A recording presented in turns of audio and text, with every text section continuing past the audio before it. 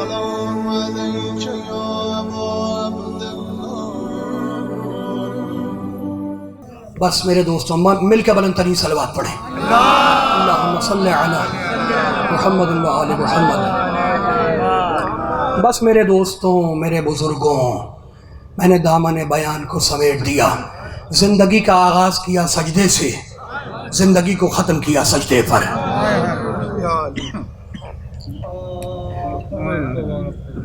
آندھیاں چلنے لگی، جبریل آواز دینے لگا، واللہ لقد تہدمت ارکان الہدیٰ. اللہ کی قسم ہدایت کے ارکان گر پڑے، مصطفیٰ کا بھائی مارا گیا. زینب کے کانوں میں آواز آئی، پکار کے کہا، بھیا حسن، بھیا حسین، باہر جا کے دیکھو یہ آوازیں کیسی ہیں. میں ہاتھوں کو جوڑ کے کہوں گا بی بی کہ جب باپ کے لیے آواز آئی تو بھائی حسن کو باہر بھیجا، بھائی حسین کو باہر بھیجا. اور جب کربلا میں بھائی کے لیے آواز آئی تو اب کوئی نہیں ہے جس کو بی بی باہر بھیجے.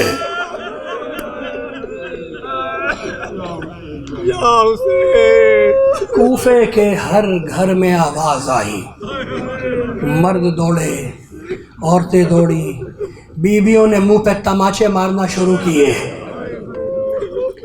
راوی کہتا ہے کہ دونوں بیٹے دوڑتے ہوئے مسجد میں پہنچے. اب جو دیکھا تو دیکھا زخمی باپ زمین پہ پڑا ہے. علی نے حسن کو دیکھا اور کہنے لگے، بیٹے حسن نماز پڑھاؤ. حسن نے نماز پڑھائی، علی نے پیچھے بیٹھ کر نماز پڑھی. اور جب نماز تمام ہو گئی تو راوی کہتا ہے کہ میں نے دیکھا علی نے اپنا سر سجدہ شکر میں رکھا اور کہنے لگے، پروردگارا، جب قیامت کا دن ہو اور سارے نبی اور سارے ملائکہ تیرے سامنے تیری بارگاہ میں کھڑے ہوں تو تو گواہی دینا کہ علی نے تیری عبادت میں کوئی کوتاہی نہیں کی. کیا بولا؟ صدائیں بلند ہے تمہاری، پرسہ دینے کے لیے بیٹھے ہو نا، شرم کر کے پرسہ نہ دینا. جملے سنو، بڑا غریب ہے میرا یہ امام. جملہ سنو. راوی کہتا ہے میں دیکھتا رہا اور علی نماز تمام کر چکے. علی نے نماز تمام کی، سجدہ شکر کیا، اس کے بعد سر اٹھایا، پھر مسجد کی مٹی اٹھائی، تھوڑی سی مٹی اٹھا کے اپنے زخمی سر پہ ڈالی اور آیت پڑھی، منہا خلقناکم وفیہا نعیدکم ومنہا نخرجکم تارۃ اخری. آیت پڑھنے کے بعد، جملہ سننا، آیت پڑھنے کے بعد علی غشی کے عالم میں چلے گئے. وہ راوی کہتا ہے کہ میں نے دیکھا کہ حسن نے باپ کا زخمی سر اٹھایا، اپنی گود میں رکھا. حسین نے باپ کے قدموں کو اٹھایا، اپنی گود میں رکھا. دونوں بچے روتے رہے. راوی کہتا میری آنکھوں نے دیکھا، یہ آنکھوں نے اس کی آنکھوں نے جو منظر دیکھا وہ نقل کر رہا کہ کہنے لگا میں نے دیکھا کہ حسن روتے جاتے ہیں اور باپ کی پیشانی کا بوسہ لیتے ہیں. کبھی باپ کے رخساروں کو چومتے ہیں، کبھی باپ کے ہونٹوں کو چومتے ہیں، کبھی باپ کی آنکھوں کو چومتے ہیں، اور حسین باپ کے قدموں کو چوم رہے ہیں. روتے روتے، جملہ سننا، روتے روتے حسن کے آنسو علی کے چہرے پہ ٹپکے. علی نے آنکھیں کھولی، کہا بیٹے حسن مت رو، بیٹے حسین مت رو، صبر کرو. ارے یہ ابراہیم کھڑے ہیں، یہ آدم کھڑے ہیں، یہ نوح کھڑے ہیں، یہ تمہارے نانا محمد مصطفیٰ کھڑے ہیں. یہ کیا کہیں گے کہ علی کے بیٹے صبر نہ کر سکے؟ بیٹو صبر کرو. یہ نبی کیا کہیں گے؟ تمہارا نانا کیا کہے گا کہ علی کے بیٹے صبر نہ کر سکے؟ بس مجھے آخری جملہ سنو، مجھے معاف کرنا. تسلی کا یہ طریقہ بس دو جگہوں پر ملتا ہے. یا علی نے حسن و حسین کو تسلی دی کہ بیٹے صبر کرو، ورنہ یہ نبی کھڑے ہیں کیا کہیں گے کہ علی کا بیٹا صبر نہ کر سکا. اور دوسرا تسلی کا جملہ کہ جب کربلا کے میدان میں بوڑھے باپ نے یا علی کہہ کر جوان بیٹے کے سینے سے برچی کھینچی ہے تو اکبر تڑپنے لگا۔ حسین نے کہا بیٹے صبر کر، ارے یہ آدم کھڑے ہیں، یہ نوح کھڑے ہیں، یہ ابراہیم کھڑے ہیں، یہ کیا کہیں گے؟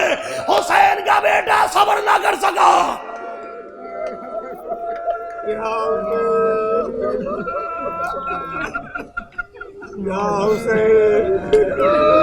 اجرکم اللہ، یہ کیا کہیں گے کہ حسین کا بیٹا صبر نہ کر سکا؟ تسلی کا یہ طریقہ آل محمد کے گھرانے کا طریقہ ہے۔ جملہ سنو، جملہ سننا میرے دوستوں، میرے بزرگوں۔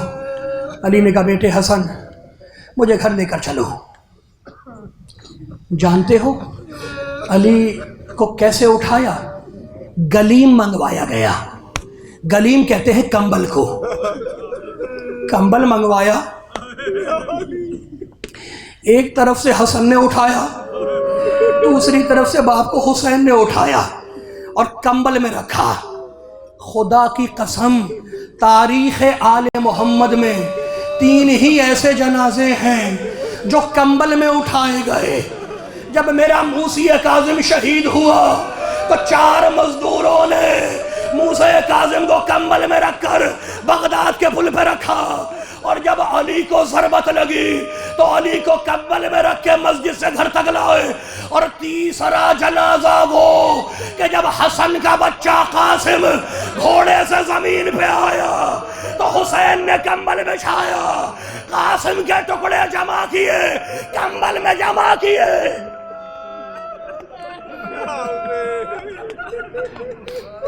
آپ کی صدائیں بلند ہیں، ماتم کے دن ہے نا، گریے کے دن ہیں، عزاداری منا رہے ہو علی کی۔ جملہ سنو گے، کمبل میں رکھ کے اٹھایا، علی کا جنازہ لے کر چلے، علی کے بچے علی کا جنازہ لے کر چلے، ساتھ ساتھ علی کے ساتھی بھی ہیں۔ جب جنازہ اس گلی میں پہنچا جس گلی میں علی کا گھر تھا تو ایک مرتبہ حسن کو روکا اور کہنے لگے بیٹے حسن یہ جو میرے ساتھی ہیں ان کو یہاں سے رخصت کر دو، ان ساتھیوں کو اب اس گلی سے رخصت کر دو۔ کہا بابا بات کیا ہو گئی؟ کہا بیٹے تو سن نہیں رہا؟ زینب کے چیخنے کی آواز آ رہی ہے، کلثوم کے چیخنے کی آواز آ رہی ہے، تو سن نہیں رہا؟ ارے یہ فاطمہ کی بیٹیاں ہیں، علی پسند نہیں کرتا کہ فاطمہ کی بیٹیوں کی آوازیں نامحرموں کے کانوں میں جائے۔ علی پسند نہیں کرتا کہ فاطمہ زہرا کی بیٹیوں کی آوازیں نامحرموں کے کانوں میں جائے۔ جب جملہ سننا، آخری جملہ سننا، جب علی کو لے کر دروازے پہ پہنچے تو علی نے کہا بیٹے حسن مجھے کمبل سے نیچے اتارو، مجھے کمبل سے نیچے اتارو۔ کہا بابا کوئی مصلحت ہے؟ آپ اس قابل نہیں ہیں، آپ اس قابل نہیں ہیں۔ کہا بیٹے مصلحت ہے، مجھے کمبل سے نیچے اتارو، میں اپنے قدموں سے چل کر جاؤں گا۔ کہا بابا کوئی بات ہے؟ کہا بیٹے جب میں گھر سے مسجد کے لیے نکلا تھا تو زینب نے مجھے اپنے پاؤں سے جاتے ہوئے دیکھا تھا۔ اب اگر اس نے زخمی باپ کو دیکھ لیا، اس حال میں دیکھ لیا تو میری بیٹی صبر نہ کر پائے گی، مجھے نیچے اتارو۔